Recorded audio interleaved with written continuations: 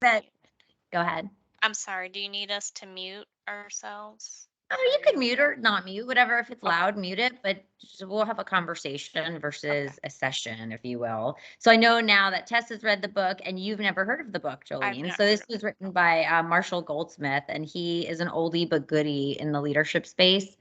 And I was working at Starwood Hotels when I read it, and I was super junior in my career, and I didn't know much, but I remember what stuck me then and stayed with me is the whole notion around overutilizing strengths. Because early in your career, you're like, I know what I'm good at now because I'm getting promoted, I'm getting accolades for all these great things that I do. And this book is more of a take on don't rely on just those things because you're going to end up overutilizing them and then they're going to bite you in the butt. So, when I thought about this session, I was curious who would sign up. And I guess my question to you guys is why did you sign up to learn more about this? Where are you in your own career that when you really think about what you really want, why did you want to sign up for this? For me, I am trying to be part of leadership, and so I'm just constantly looking for opportunities to gain more information and definitely information that I can share with the rest of our team. Anything How we about you, Tess? can utilize. Yeah, somewhere, as you know, I'm in the process of developing leadership training for all of my staff, and so anything that I can sit in on and learn something new or take a different perspective and look through a different lens is hugely important to me. Not only for my own career growth and path, but also for how can I continue to build up my leaders that are underneath me. Cool. So I did leadership development for people for 10 years. And the one thing that I always would come away realizing is we all have patterns and ways that we're wired. And we're always wondering, like, how can I be better? How can I be better? And part of that is knowing yourself and accepting some of your reflexes, as I like to call them, because there's certain things that we're always going to be hardwired to do. But then we want more from our career, right? We may want to get promoted. We may want to lead bigger teams. We want this. But here's the problem. What I said earlier is we have strengths and we are really good at utilizing those because we're automatically good at them. But it's going to keep creating the same results at the end of the day. So, for example, I am very energetic. And on the good side of that, people say, oh, that's positive energy is contagious and it's so great and it motivates other people and inspires people. Guess what happens when it's overutilized? It turns off the people who are more introverted in nature. It can exhaust people who don't have that same amount of energy. It can make people curious around what my motivations really are. Am I being genuine? It can make them question my authenticity, even though it is an authentic trait of mine. And I think that's very eye-opening because, again, these traits that we have are strengths for a reason, but there's a dark side to all of those strengths. And if we become more well-rounded in taking stock in how we show up and all the good, the bad, and the ugly, it kind of lets us get to those different results we're looking for.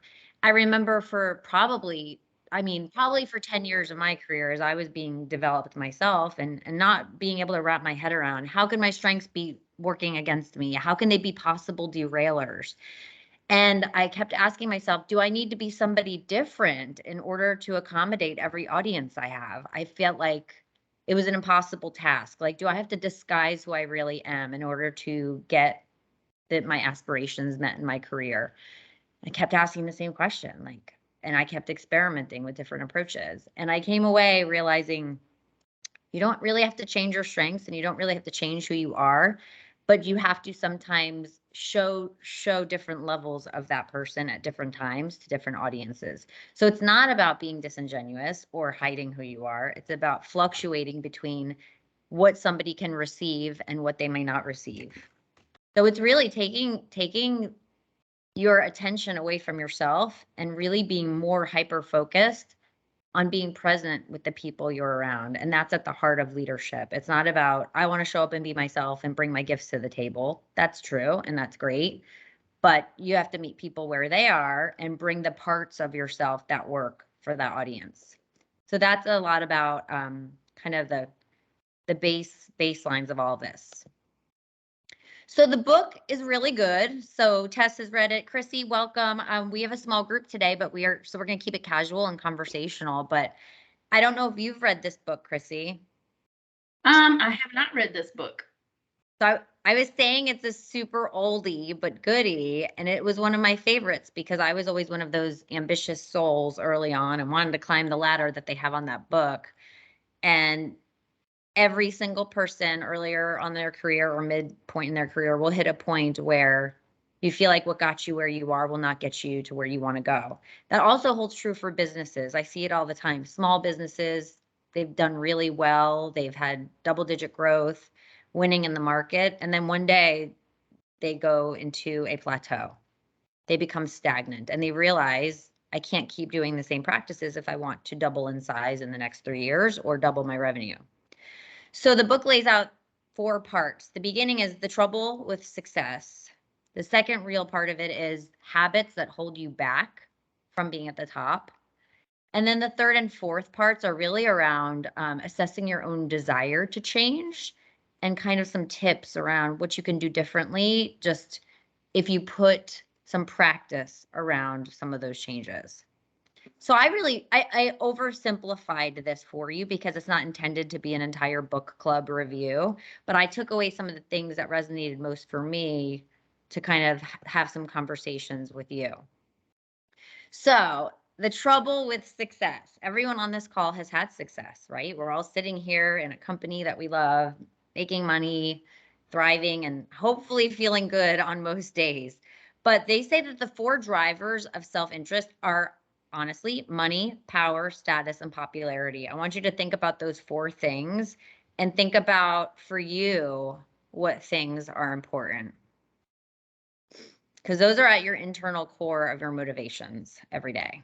One of those things or all.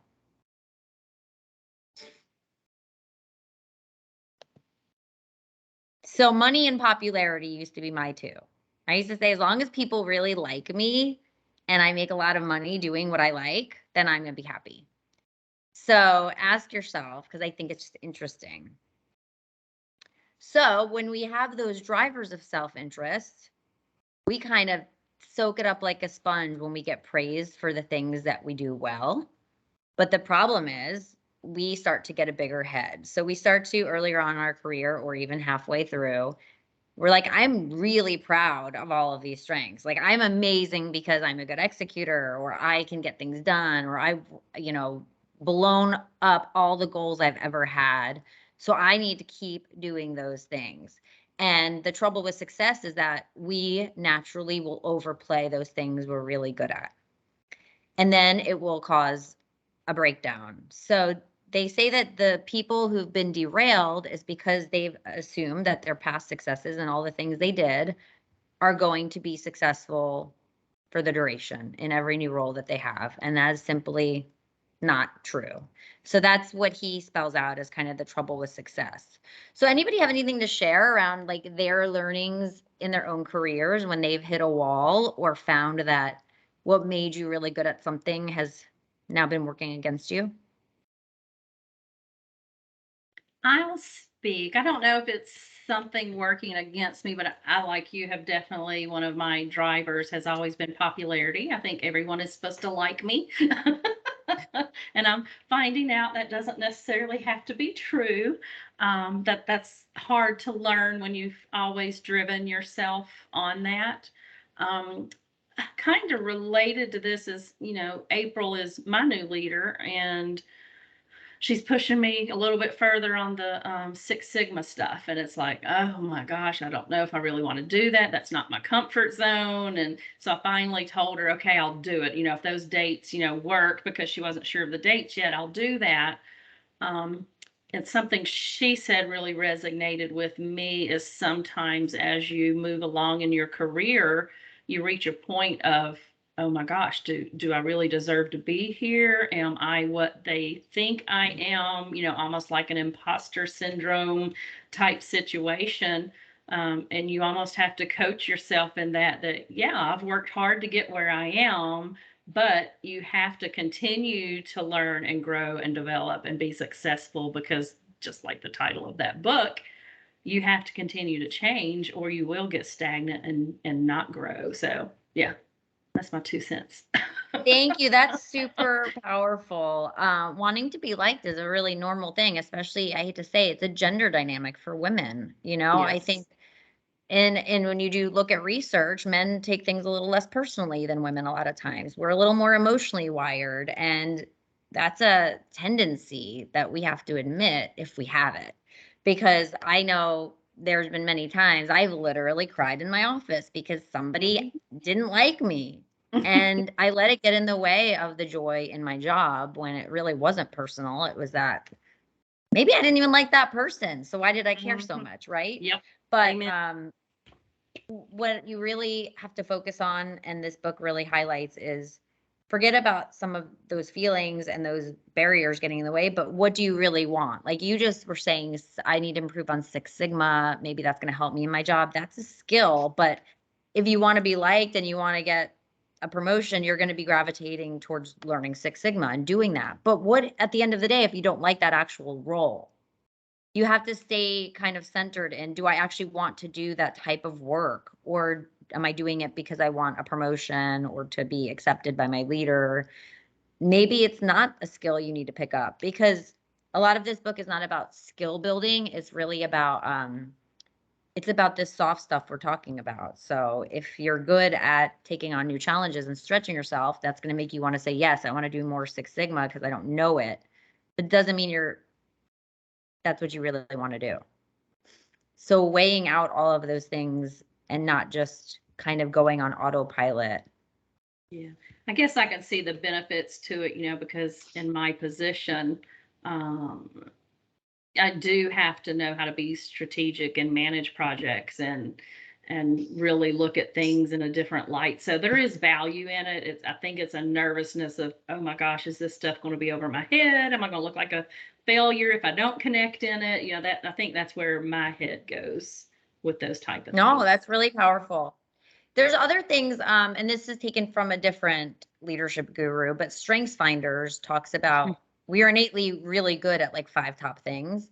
And the things that we're not good at, lots of times those are the things that go on your development plan, right? For me, my development plan has always had get more attention to detail. You're not amazing at that, and you're amazing at all these other things. Well, I could spend all my life trying to be really good at details, and it's going to expend like all of my energy and stress me out because I'm not naturally good at that. Now, I've become better over the years and I'm not bad at it, but I've had to look at ways to mitigate the outcomes of that weakness. Like, for example, having really strong people who do that around me in those jobs, not taking a job where details and numbers and analytics are the key success factors in the job, right? Because those are not my glowing strengths. So that's another thing to think about, is being in a job where your technical weaknesses or your soft skill weaknesses are not really, really dependent upon those things being strengths. So overutilizing strengths is the one thing. So here's some of the scenarios they painted out in the picture. So if you find yourself to be the expert in the organization, notice that you have not become so pigeonholed that has become a career limiter. So again, people want to be really good at one thing, so they're popular and known to be really great at that one thing. But that can become a derailer when they're like, you're just a specialist at that and you're really good at that, and there's no need for you to kind of do anything else. Pigeonholing happens. Second scenario, you've used your strength for so long and so hard that is lost its luster, and you relied too much on your known strengths to wing it, and it no longer does. This could be one of your orange lights requiring you to pause and review. So if you've been doing something so long that now it's not really that great anymore because you've been doing it so long and it's kind of just there and it's not a glowing strength anymore. So I think you should consider how else you could balance the rest of your work life and career and develop, because again, it's about working on the things that you want to work on, but not going in autopilot in the areas in which you're strong already. Tess, what are your strengths? I know them, but I'm just playing with you now. It's funny. I think my biggest strength is curiosity. And this last year has really, actually, last couple of years has really forced me to double down on what that curiosity is and allows me to push myself into directions that are maybe a little outside of my comfort zone. I mean, the current role that I have is in a completely different industry that I spent 16 years in. And so having to be nimble and having to, be have the courage to be able to stand up and say, I don't know what you're talking about, but let's go through it, is, really what drives me on a day-to-day basis. And that's what I look for in my leaders that I hire and that I bring into my organization. Is I can teach you any skill set in the world. I cannot teach you curiosity. I cannot teach you integrity. Those are the things that I want to see and I want to continue to hold true. So those are my strengths. Those have always been my strengths. And I just, this last 2 years has really forced me to kind of double down on them and realize that that's what I need to lean into because that's what makes me better. I love that strength of yours, by the way. It's one of my favorite things about you. Now my question is how we poke and prod at the concepts in this book. What happens when you find yourself overutilizing curiosity? What other unintended consequences happen? Yeah. Oh, yeah. You get spread too thin. You can absolutely get you get too far into the weeds on something and you miss the bigger picture. A lot of the times when you get if you're looking, my role is very strategic based. So everything that I do needs to be looking at things in a strategy perspective. I want to be looking at the long-term effect of what something's going to do. And if I get too stuck in the weeds, if I get too curious on why something is, I may miss the entire picture. And so that's one of the areas that I need to be cautious of because if I calm myself down and get just suckered into something, I may not be able to see the forest for the trees. Yeah. So this is a great example of knowing yourself in terms of how those strengths can be overutilized. So, underutilizing strengths. Many people in their midlife suddenly change their career direction and pick up on a seemingly new passion or interest. So then you're like, whoa, I didn't even know I had this strength.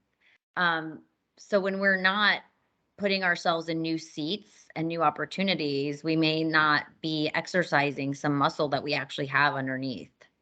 So anybody have anything like that ever happen to them where they're, okay, so the Six Sigma situation, maybe this is going to be a situation where it's going to be a strength you didn't know you had. So Yeah, I love that. Go I think ahead. I have some of that. I mean, being a director, you have a lot of responsibilities, and part of it is being strategic and planning and organizing. And those are things I'm very good at. Jolene might or might not back me up. I'm one of those people I Yes, think yes. very deeply and broadly before I make a decision because I want to know that when we make that move, it's the right one. And I have to look at it from the perspective of IOA and the perspective of our client. How does this appear on both sides when we make that decision? And a lot of stuff comes with that, in the budget planning and so many different things so Six Sigma has its benefit. I think it's, for me, the fear of it just comes from being out of my normal comfort zone. I've never worked for a company that had enough interest to actually train and develop their people. I was always pigeonholed, as you mentioned earlier. So, I'm shaking my head, even though you can't see me when you're talking about that. It's always been, well, you're too good at what you're doing. But I want to continue to have opportunities to grow and develop, and I'm not ready to give up on that yet. I love that. So, really, when we talk about overutilizing or underutilizing strengths, it boils down to knowing who you are, but without the bias of your own judgment of who you are. So, how many people out there have ever had what's called a 360-degree feedback? Oh, Many Tess. times. Yeah, that's fun, isn't it? That's Yep. so fun. It's one of the Yep. most powerful leadership tools that I've ever used for myself and for others, but it is not an easy to swallow pill. And why is that? Because it gives you an indication of how other people see you, how they see your strengths, how they see your weaknesses, and what they think about you. In addition, it compares it to what you think about yourself. And what I learned is that there's some gaping holes sometimes in those things, and how to bridge that so you can effectively manage the relationships and your career path. Because ultimately, it's, you know what they say, the customer's always right. It doesn't matter what we think about ourselves if it's not translating into a positive impact on somebody else. That's been a tough one for me personally, because I've always, for example, said, I have such good intentions, and all the things I'm, offering my clients are so helpful. I don't understand why they don't want it or don't like it. Well, that's what you need to understand. Doesn't matter how good you are or what kind of strengths you have if they're not being received. I think This, one of the things that it yeah. I think one of the things that it taught me the most, and as I use it with leaders and other individuals, is it talks about and tells you how authentically true to yourself you are, and how well you know your own person, like how you know how you are perceived, how you know you can come across, and how nimble are you when you're working with others.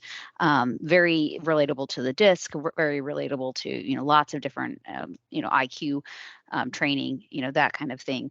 But to me, it's a leading or lagging indicator in your comfort level of where you sit, not only in your position, but your personality and how you interact within your organization. Do you authentically show up as yourself, or are you putting on masks every day to show up as you think other people need to be perceiving you? Yes, and adapting to other people does not mean putting on a mask. So we're going to Correct. talk about that. That's a perfect segue, because that's exactly what I struggled with. So I struggled in my personal career when I had to support underwriting and actuarial clients who were extremely different than me. And when I showed up, I remember one time a leader of the business said to me, I was the head of HR for a business unit, and I came to a meeting and they said, we don't need any cheerleading in here today. Like, we're good. You don't have to come to this meeting. I remember being like, oh, wow, talk about not being able to use my strengths. I had to shut some of my strengths down. Mhm. So Johari's window is a really cool tool. Anybody heard of it? So, and this is referenced in the book as well, but I put it up here because I think I want you to spend a little time thinking about this for a minute, but how you need to really figure out what is in these 4 buckets. So if you look at the top left-hand box, the things you know and the things others clearly know, I'm an extrovert. That's pretty much in the arena for me. Everybody knows it and it's evident. Then you have what's not known to others, but it's known to you. And I think that got cut off, but that's where we may put on a mask, because it's something I know about myself that I may or may not want other people to know. So think about that. We just talked about imposter syndrome. Maybe insecurities are one thing that go into this bucket. I know what my insecurities are and what my fears are and what I think is not good. And other people don't know it or see it because I don't say it and I don't show it. It's hidden. How can those things work for you instead of be tucked away like something that is a big secret? Then you go into the top right-hand box. What is known to you, not known to you? I'm sorry. It's not known to you by you. You do not know this about yourself, but other people know it and see it. I'll give you an example of something common. Think about that type of person who's always like, I need your help. This happened to me. It's so terrible. Like, I need help fixing it. They're in the victim mode. And other people are like, here they go. They're in the victim mode, want to be rescued. Woe is me. The sky is falling. That person doesn't know that they're acting out on that it's a psychological issue at the end of the day when you're taking on a victimization type role for yourself. But you have no knowledge that you're doing it. You just think you're being transparent and authentic about who you are. That's a good example of a blind spot. So executive coaches may work with those people to say, okay, how might you feel empowered in this situation? Instead of saying you have a victimization problem, to ask a question. What would make you feel empowered if you were to look at the situation differently? What might you say if you felt empowered? Learning to practice and then then you might say, wow, maybe I'm looking at it the wrong way. Maybe I'm reacting like a victim. And then there's the things that are not known to yourself and not known to others. Those are just those things in the black hole that those are parts of ourselves we haven't yet accessed and other people don't access them. And that's where the continuous self-development comes. And, you know, like Tess has had tons of leadership training, right? But she's sitting here because she's trying to peel the onion down and think a little bit deeper about the things she already knows. All of this stuff boils down to being honest with yourself. And a lot of times I have found people go to leadership classes, but are they really going in there with an eye for being curious about themselves and asking the tough questions? So in the book, well, let me ask you that first. Like, so when you guys showed up here, you know, you came here to learn maybe a new model or some new tips from a book, which is all great. I read all the time. But I think that the conversations you have with other people are probably more valuable than anything else. So do you guys each have a coach of sorts that is in a safe space that can give you real feedback or help ask you tough questions? Are you investing in yourself in that way?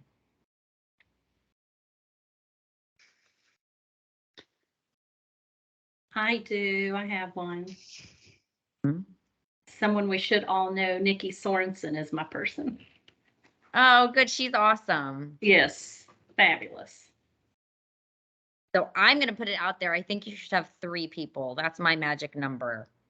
And you should have at least one, let's call it a session per month, not with those 3 people, with any one of the 3, where you're taking a problem that you've kind of wanted to dissect a little further and asking them to maybe hold up a mirror or ask you some tough questions about it. A lot of times when I do leadership retreats, I do an exercise where for 30 minutes, one person can share something they're struggling with that is maybe really personal or that is, you know, something you need to unpack but haven't done. And then the other person's only job is to ask you questions about it, not to give an opinion, not to tell you feedback, but to ask you questions. And then the other 30 minutes, you trade roles. And it's so powerful to see what happens when you sit and do that with a person. So a tip here is to ask somebody to do that with you. Can we have a 1-hour wrap session where 30 minutes, I'm going to bring you something and all I want you to do is ask me questions and I want to do the same for you. It's a gift that keeps on giving. And I'll tell you, a lot of my friends will do this to me because they know I'm in HR, right? They're like, I want to run something by you for your opinion. And so they tell me they should share an email or something. What do you think about this? I have a lot of thoughts about it and opinions and a million things I could tell you what to do. And I always now resist the temptation to first tell them what I think, because then I'm not doing my job as a thought partner. So then I will stop and say, what's your initial reaction to it? What parts of it grabbed you emotionally? What's your gut reaction telling you to do? And what are the possible, you know, outcomes of doing it that way? And what other ideas do you have? And that's a different conversation. But they'll always at the end say, well, what did you really think at the end, right? Because it's like, are you trusting yourself to be your best coach? Because leadership to me, it really is an inside job. And if we rely on other people, then we'll always be reacting to whoever is mentoring us or whoever our boss is. We will be becoming that person essentially versus becoming another layer of ourselves. So we talked about the bucket, what we don't know and what others don't know. Those are the things we want to kind of learn as we grow wiser and older, right? Or at least I do. So these are 20 derailers that I want to kind of go through that were in the book. And I want you to jot down the ones that kind of hit you, because these are the common ones that we will get stuck on. Habits, winning too much, the need to win at all costs and in all situations. This is great for people in sales. In fact, I've always been super competitive. I remember we did a team building I was playing in a game as a team building, and I wanted to win the game. So I did whatever it took to win the game and still play by the rules. And I remember after this team building, one of my peers was like mad at me. she's like, I don't like the way you were in that game. You were ruthless and you were this and that. I'm like, but we were playing a game and I was trying to win it. And she's like, yeah, and I didn't like it. Like, I didn't like that part of you. And I was like, whoa, I didn't realize that I take things literally sometimes. We were playing to win and I played by the rules. But how she received my actions were aggressive, competitive, and lacking kind of empathy for the team. Oops. Number 2, adding too much value, the overwhelming desire to add 2 cents to every discussion. We all know that person who always has to say something in the meeting, even if it's not earth-shattering or riveting. They need to be heard. 3, passing judgment, the need to rate others and impose our standards on them. I want you guys to literally check a box. I'm going to ask you how many of these you actually do. Number 4, making destructive comments, sarcasm and cutting comments that we think are witty. They are sometimes, they are witty actually, but they're ultimately judgments. And we all know people who are constantly doing that. And I do like an eye roll. I'm like, ugh, that's exhausting. They don't even know they're doing it. Starting with a no and however. So negative qualifiers when really tell everyone I'm right and you're wrong. So that's a great idea, but it's not going to work because of this. Tess would not do that because she's constantly wired for curiosity. She'd say, huh, never thought of that. Tell me more. So I use Tess, a lot. you I gotta use a lot of start. yeah, and I use a lot of yes and statements. That's kind of like no, but. Well, no, what it goes into is it takes and say, okay, yes, let's talk about that and tell me why you think that's important, and let's talk about this. So it allows you to link into and build upon each other. It's an improv technique, but it helps tremendously when you're doing popcorn sessions or brainstorming sessions. That you literally start by saying, we're eliminating the word no. You can't say the word no in this conversation. So how do you want to move forward? I love that. And no idea is a bad idea. So it's a lot of yes ands, yes buts, yes comma. Like let's talk about that more. Let's tease it out and let's get down to the bottom of it. And it allows people to just really open up. I love that. Okay, here's one, number 6, telling the world how smart we are, the need to show people we're smarter than they think we are. All right, I'm going to have to admit, probably everybody does this. So when I came out of HR, and even when I was in HR, right, you have to prove your worth in your job. You have to build confidence, build other people's confidence in you, that you can do what you're signed up to do. And sometimes it does translate to us doing this and we don't even know it. I was recently with some clients who invited me to a last minute happy hour, and my boyfriend came with me. And at the end of the night, I thought it was great. We all had some drinks. We had a lot of fun. And my boyfriend gave me feedback. He said, do you know how many times you were telling them how good you are at your job? And I was like, did I? Well, maybe that was the wine. No, he said, no, I really do. I think it comes from because you're in sales and because people are so hard on you all the time that they could fire you at any time, that you're always on and wanting to reinforce that you're good at what you do. They already know that. That's why you're their broker. I was like, whoa, I don't even have to pay him for that feedback. But it was really powerful for me because now I had to check that box, that telling the world that you're good or smart is a derailer. Oops. Number 7, speaking when angry, using emotional volatility as a tool. This one runs rampant. I see it all the time.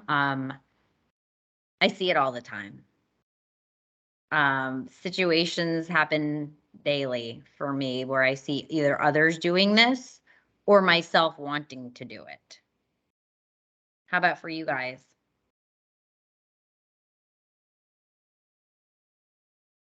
And it doesn't have to be angry.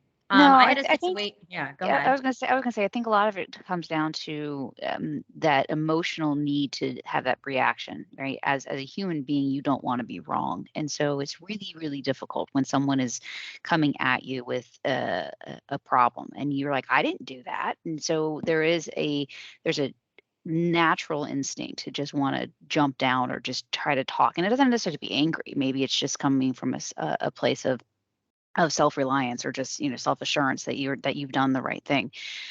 I think the biggest piece that I've always struggled with, and something that I work very hard to do, is put a lot of space between the stimulus of whatever it is and the response.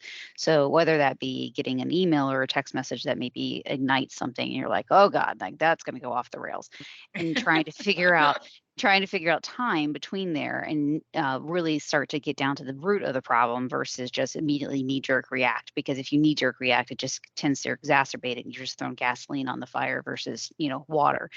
And, you're not able to actually squelch that. So I think it's not necessarily, I agree, it's not just speaking when angry. It's also sometimes even speaking from a place of just, I want to get it taken care of. So I want to protect myself. And it's almost primal. It's a primal instinct. Really is. So you see how these are not, it's not like we should be embarrassed that we do some of these things. These are called the 20 habits for a reason. Recently, I had a situation where I was engaged in a body of work, that a piece of business we're trying to win, and I had a really strong hand in it for years with a large client prospect.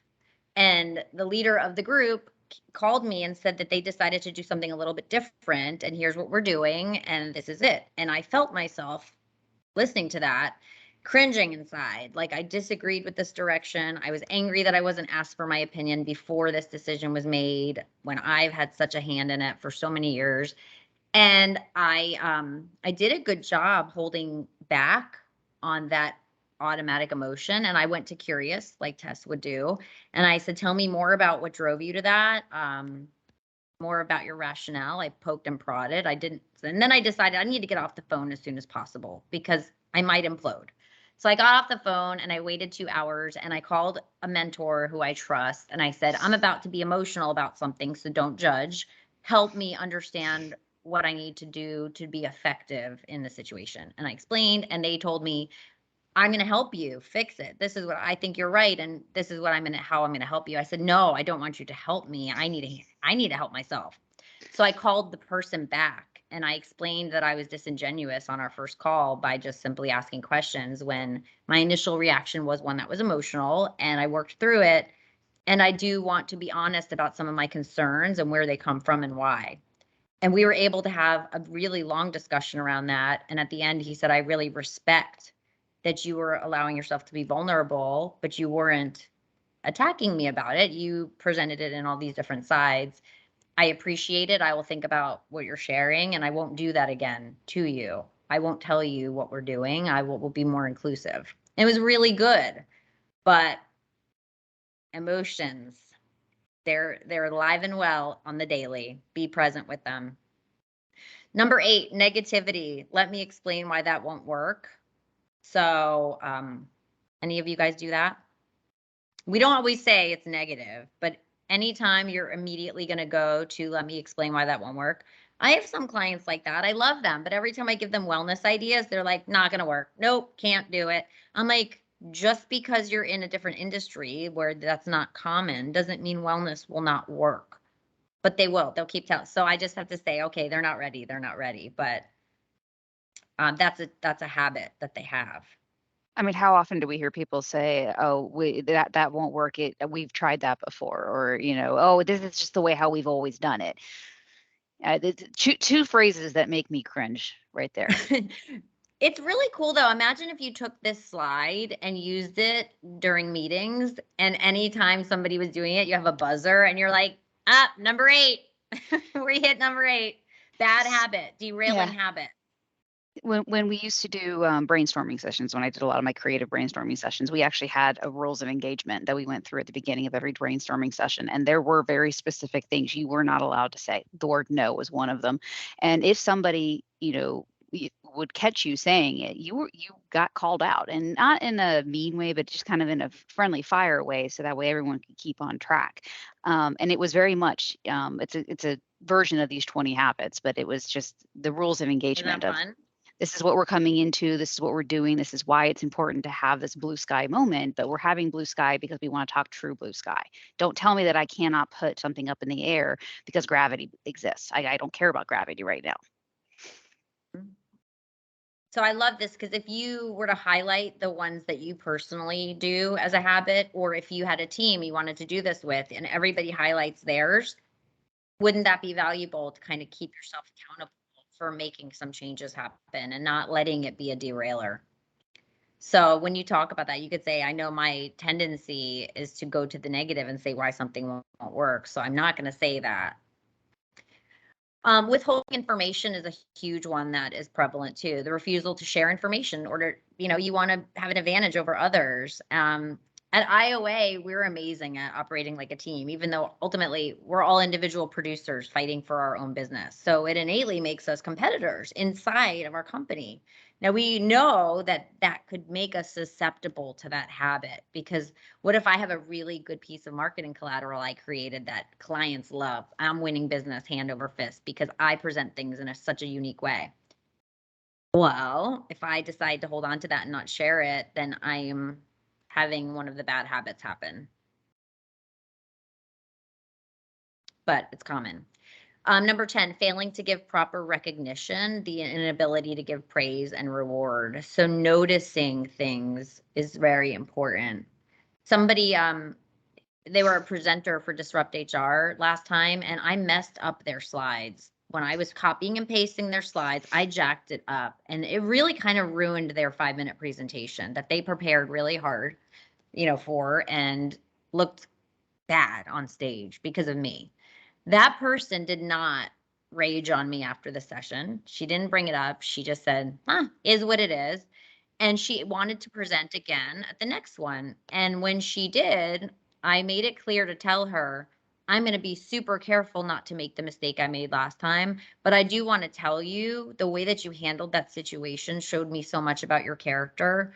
And I think it needs to be recognized because I appreciated it. And I made her day, but it's like, because I had to connect the dots for her to make sure she knew that I recognized the type of person she was, because that was a situation most people might have handled very differently. 11, claiming credit that we don't deserve. So overestimating your contributions to success. That's a habit. That's a derailer. Making excuses, the need to reposition our annoying behavior as a permanent fixture so people excuse us for it. That'd be like me saying, well, I'm an extrovert. Of course I'm going to keep talking during a meeting. No, that's an excuse. Clinging to the past, the need to deflect blame away from ourselves and onto other things that essentially are looking for blame. That's a very common one. I see it. I have a client who, they just have two constituents of their workforce who are always blaming each other. Well, I wouldn't be rude to them if they were doing their job right. And they're like, well, if they were doing their job right, I would like them more, right? That's blaming and clinging on to past habits. Number 14, playing favorites, failing to see that we are treating someone unfairly. Oh, anybody do that? Human nature, guys. We all have favorite people in our life, and we have people we don't really enjoy. And there's a bias there, and that's a derailer. Number 15, refusing to express regret, taking responsibility and owning when we've affected someone else. Similar to when I jacked up that woman's presentation, I needed to take ownership of that and feel sorry about it.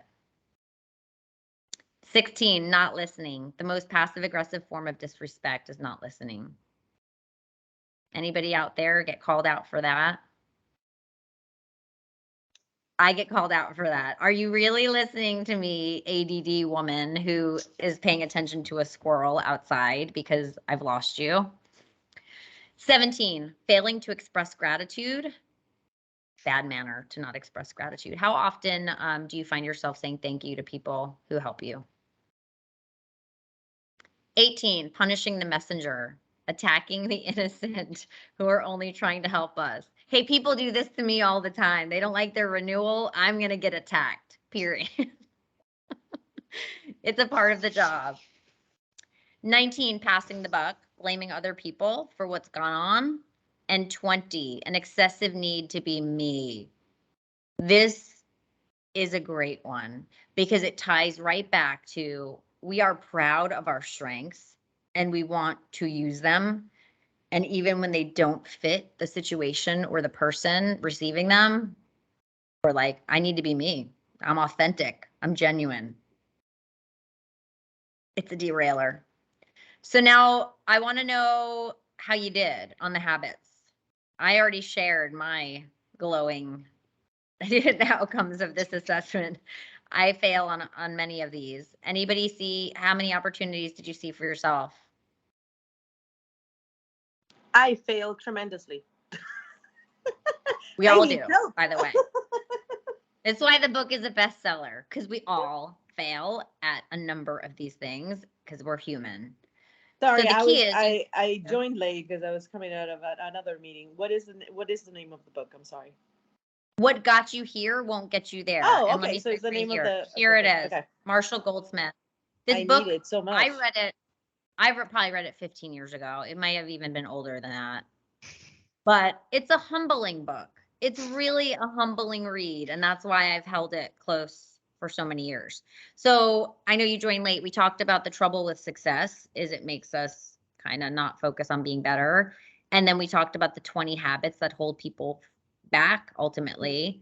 And the next parts of the book are really some tips for changing, but change really does start with desire. So you guys already have desire because you're sitting on this call. And really just pulling out the stops and making it a discipline for modifying some of the stuff. So this is why I wanted you to highlight some of the habits, because then you can translate that to some of these basic tips that I kind of broke down. You have to want to change, right? I feel like if I'm not changing, I'm dying. I'm just living the same life every single day. So I have to change. Your personality is not fixed. And improvement does not require you to be a radically different person. You don't have to change everything, but you could change one thing. So if you were to go back to the list and say, I am going to be a better listener because my derailer is that I'm a poor listener. And that's right. If that's what it is, then you pick that one thing and you kind of call yourself out every time you find yourself doing it. Or you share with your team, I want to be better at this. Call me out. Not all behavior is good or bad. That's another nice little takeaway here. Some of these things are neutral. So don't go around beating yourself up trying to judge the good and the bad. Some things just leave alone because they're not going to really crush you. Hearing people out does not make you weak. So listening and saying thank you. A lot of times people will say, oh, are you just always trying to take the high road? Are you really being honest if you're always taking the high road and like kind of bending down when you hear somebody wants something done differently? No, listening and thanking someone for their perspective doesn't mean agreeing or wanting the same things, but it does make the relationship better, which makes your career better. So creating a to-stop list rather than a to-do list. That's a big one in this book. And it's also in a number of other leadership books. And I've always been a big believer in stop doing this. So one of mine right now is stop accepting every invitation when somebody wants to introduce me to someone. I've always been like, oh, if they want me to meet them, it must be for a good reason. And I don't want to say no. I don't want to not be available. I'm not being open to the world if I do that. Okay. No, it's now on my stop doing list. And when somebody wants to make an introduction, I don't care if it's to go to a nice steak dinner. I ask, what is the purpose and what made you want to bring me together with this person? Where's the alignments and possible outcomes you're looking for? Sounds a little stern, doesn't it? But it's important because I can't spend my life just meeting people because they're nice or that I won't have a life of my own. Stop doing. So that's a takeaway I'd like to ask you guys to do after this. I think it's really powerful. Gratitude is not a limited resource. So if you think you're saying thank you enough, you're not, because gratitude goes so far, it makes people's day. It really does. And if everybody is feeling more filled up and their cup is full, then the workplace is much better. You can do a lot worse than questioning your flaws. So I think people like to avoid looking at their flaws because we want to be defensive and we don't want to feel bad about ourselves. But at the end of the day, you really have nothing to lose by going and looking at that window of things. Like, what do other people see? How do other people see me that may not be favorable? And how do I make friends with those things instead? Make friends with those notions and not beat myself down because of them. Forgiveness means letting go of and hope for the better past. So forgiveness means a lot at work, right? Because we ultimately have people we work with where they've wronged us or that we've seen something they've done that we don't agree with. And we think that the relationship is not a solid one built on trust. It means every time you have a meeting with that person, like I have a situation like that, and I'm like, well, always, I have my conceived notions about what this is going to be like and where they're coming from, and it's never positive. I always assume like the worst, and I always tell myself 5 minutes before that meeting, be curious, don't live in the past, and that person is not malicious. That person has a different perspective than I do. Stay neutral. When you listen to someone, make them feel like they're the only person in the room. This is a hard thing to do, but it's all about staying present and devoting your attention, even if you don't necessarily want to in that moment. It's about being present. I don't really like that people assume we'll make it a video meeting because then people will have to be present. No, that's fake presence. That's like, I'm going to stare at the screen and pretend I'm taking notes. To me, stop using videos as a way to force presence. People know when you're listening and people know when you're present, whether you're on a call or talking through cans in the park. I don't know. And last but not least, we can't change for the long run without following up. So we talked about some of the derailers, the habits, some of the things you want for yourself. You really do need to bring some people into that conversation with you and ask them how you can change and ask yourself, and then hold yourself accountable. So make that stop doing list, check in and review it. And then once you feel like you've kind of made that a stronger muscle, you can move on to the next one. But it's all about being honest and open, having conversations like this, because even though I love this book and I think about this stuff all the time, each one of you guys today on the call helped me reflect on something a little bit differently or made me think a little bit differently about some of this material. So it's about your commune of trusted people, and that's a gift. So these are some of the basic tips that kind of I pulled out of the book, but there's so many others, but we can't do it all in an hour, right? But I just thought this is a great topic. It's a great kind of call to action for you as a leader, that keep sharpening the saw and being better than you were yesterday. And then you never know what's going to happen in your career and what doors will open. So that's what I got. And what got you here won't get you there. Thanks, Summer. You guys are so welcome. I'll save the video and share it with you if you have anyone else who'd want to listen to it or, have interest. Feel free. Awesome. Thank you. I already put the book on my Amazon cart. Cool. It's so old, really. But all the good leadership books are timeless. They really are. Yes. I don't just I go with hold what's on to new all and of mine trendy. on a bookshelf. They're good to reread sometimes. Well, Yeah, let me know and what you think. they're also fun to hand off to people that come into your office and they're always talking about something like, hey, I've got this great book. Yes. Take some time, read it. Just glean some information out of here. Well, keep in touch with me, guys. I'm always here as a resource. Thanks, Summer. Same here. Okay, thank you so much. Thank Have a you. good I have it on day. Audible. Bye. Bye. Bye-bye. Thank you. Take care.